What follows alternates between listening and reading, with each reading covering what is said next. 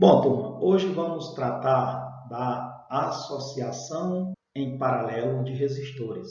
Nós já vimos a associação em série. Se você não viu a videoaula, clique no card que vai aparecer aí em cima. Também eu peço que, se você ainda não é inscrito em nosso canal, que se inscreva, ative o sininho das notificações e no final, dá aquela curtida, porque vai nos ajudar bastante. Nos comentários, faça perguntas, nos dê sugestões que possam ajudar a melhorar o nosso trabalho. Vamos lá, sem delongas. Associação em paralelo. O que é uma associação em paralelo de resistores? É aquela que apresenta as seguintes características. Primeiro, a DDP ou tensão ela é constante. Primeiro detalhe que você vai observar, a DDP ou tensão ela é constante. Segunda característica, a corrente elétrica ela vai seguir, porque vão aparecer nós no circuito. O que são os nós, Chicão? O nó nada mais é do que um ponto do circuito onde a corrente elétrica vai ter que escolher caminhos para ir. Ela vai ter que bifurcar, vai ter que se dividir, né? É o ponto de encontro de dois ou mais fios, de tal forma que a corrente elétrica total vai ser a soma das correntes elétricas. Veja que isso é uma vantagem da associação em paralelo em relação à associação em série. Por que, Chicão? Porque se a corrente elétrica se divide, isso quer dizer que os aparelhos terão funcionamentos independentes. Ou seja, se um deles der problema, queimar, parar de funcionar, os outros irão continuar funcionando normalmente. Essa é uma grande vantagem. Onde é que eu encontro esse tipo de circuito, Chicão? Na nossa residência. Os aparelhos eletrodomésticos da nossa residência estão em paralelos. Tanto é que você pode deixar a luz apagada e ligar a televisão. Você pode deixar a televisão e a lâmpada apagada e ligar o ventilador. Isso é uma associação em paralelo. Os aparelhos funcionam independentemente um do outro. Vão depender da corrente que vai passar por ele. Uma terceira característica diz respeito à resistência equivalente. Lembrando-os, o que é essa resistência equivalente? A resistência equivalente é aquela que, sozinha, produz o mesmo efeito que todas as outras juntas. Aqui eu representei um circuito em paralelo, com resistores associados em paralelo. Observe que eu tenho o gerador de tensão, é ele que vai promover o aparecimento da corrente elétrica. Essa corrente eu estou representando pela corrente convencional. Ela sai do polo positivo, chegou aqui, ó, observe que há uma bifurcação, há uma divisão, há o encontro de dois fios, esse fio descendo e esse fio que segue. Então aqui eu tenho um nó. Quando chega nesse nó, a corrente vai ter que se dividir. Uma parte vem para cá, outra parte desce. Eu estou representando pelas cores verde.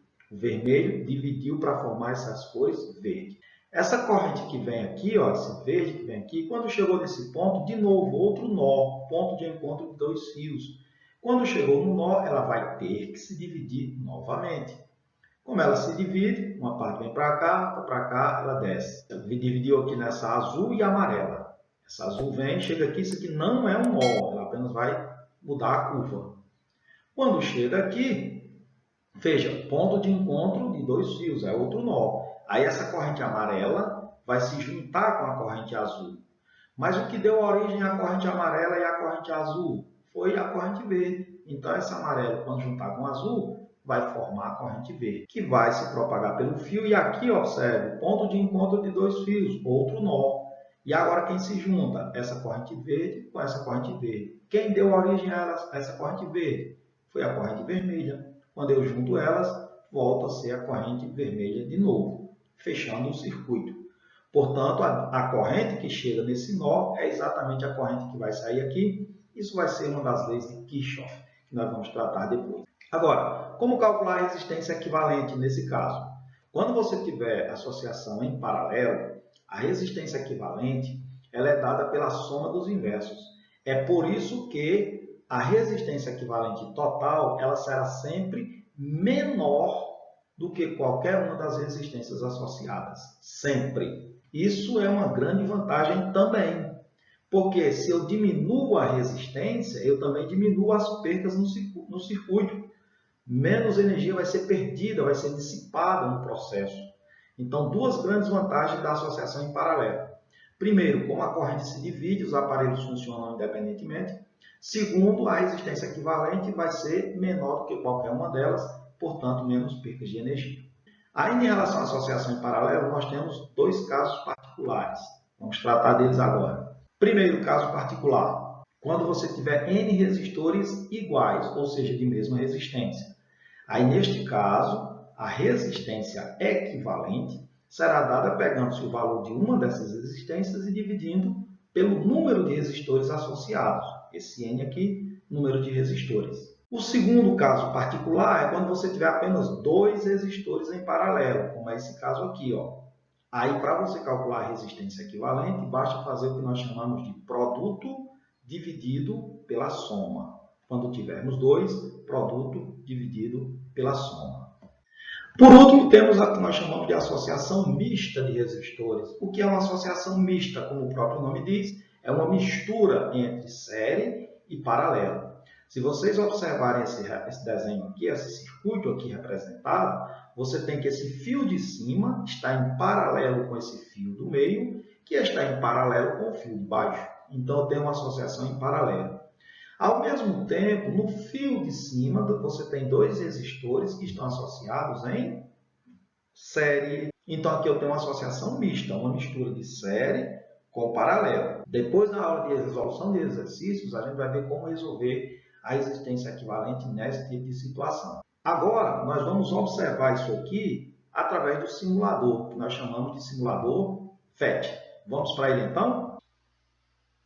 Bom, aqui nós temos um circuito em paralelo. Eu montei aqui um circuito em paralelo com três lâmpadas, um gerador de tensão e a nossa chave. Eu vou fechar o circuito. Observe que as lâmpadas aqui brilham normalmente, porque a corrente elétrica, observe que ela, quando chega aqui nesse nó, ela vai se dividir. Uma parte sobe, outra parte segue em frente, outra parte desce, né? Então, houve uma divisão de corrente elétrica para que as lâmpadas funcionassem. Como a gente viu, uma grande vantagem dessa associação é que, se uma lâmpada para de funcionar, as outras continuam funcionando normalmente. Vamos ver se isso acontece? Eu vou, então, desligar isso aqui, ó. Veja, essa lâmpada de baixo parou de funcionar, mas as outras continuaram funcionando normalmente. E detalhe, o fato dessa aqui de baixo ter parado de funcionar não significa dizer que essas aqui vão brilhar mais. Elas continuam brilhando com a mesma intensidade. Chicão, e se essa do meio parar, o que acontece? Vamos ver, eu vou desligar do meio. Ó, a de cima continuou funcionando com a mesma intensidade luminosa. Então, essa é uma grande vantagem da associação em paralelo. Você consegue fazer com que os aparelhos funcionem de forma independente. Então, um pode parar de funcionar, ó, e os outros vão continuar funcionando normalmente, tá certo?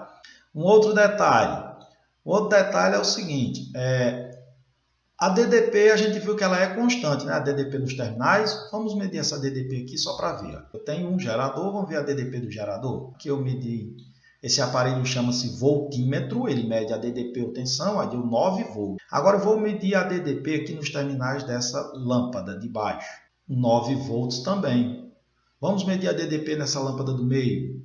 Ó, 9 volts também. E é de se esperar que na de cima também dê 9 volts, de fato, porque a DDP ela é constante na associação em paralelo. Agora, o que seria uma associação mista? Vamos fazer uma associação mista?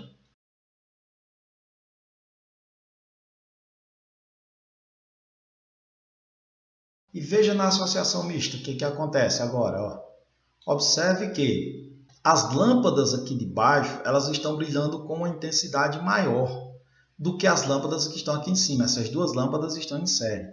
Chicão, por que isso acontece? Por que aqui em cima as lâmpadas estão brilhando com uma intensidade menor? Vocês lembram que na associação em série a resistência equivalente era dada pela soma das resistências? Pois bem, como eu coloquei duas lâmpadas aqui, eu aumentei a resistência nesse trecho. Se eu aumento a resistência pela primeira lei de Ohm, então a corrente elétrica diminui, por isso essas lâmpadas brilham com menor intensidade. Vamos medir a DDP nos ramos, aí, nos trechos do circuito, de novo, né? Só para a gente ver aqui, ó. A gente já viu que a DDP lá na pilha é 9 volts. Aqui embaixo eu tenho uma resistência, 9 volts. Aqui no meio está em paralelo, portanto, também 9 volts. Aqui em cima, esse fio como um todo está em paralelo, portanto, 9 volts. Mas observe que esses dois estão em série. Uma das características da associação em série é que a DDP se divide. Pessoal, se é 9 volts de um ponto a outro e eu tenho duas lâmpadas, então a DDP em cada uma ficaria quanto, hein? 4,5. Agora eu coloco nessa outra e dá quanto? 4,5. Como elas estão em série, 4,5 mais 4,5 vai dar exatamente 9 volts. Para a gente calcular a resistência equivalente disso aqui, você primeiro faria a associação em série, somando as resistências, depois aplicaria aquela soma dos inversos que vocês viram na teoria anteriormente. Tranquilo? Bom, galera, era isso que tínhamos para a nossa aula de hoje. Eu espero que vocês tenham gostado e entendido do conteúdo. Se entenderam e se gostaram, deixa aí uma curtida, um comentário. É fundamental que vocês participem, interajam com a gente no nosso canal. Nos siga também lá no Instagram, @física_sem_fácil. Um forte abraço e até a próxima.